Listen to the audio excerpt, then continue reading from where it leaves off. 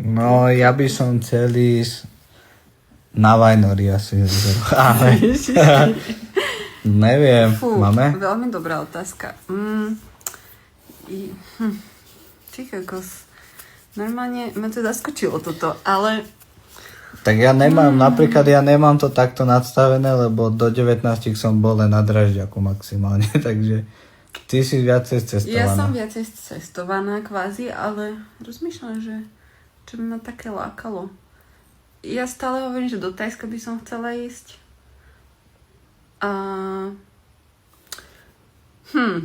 Ja neviem akože... Normálne neviem, že čo... Ja som akože prvýkrát príde, cestoval to 21, keď som išiel prvýkrát do Grécka.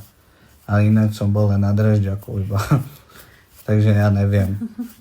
Mne to je jedno. Prispôsobím sa. Čokoľvek sa ponúkne, tak ideme.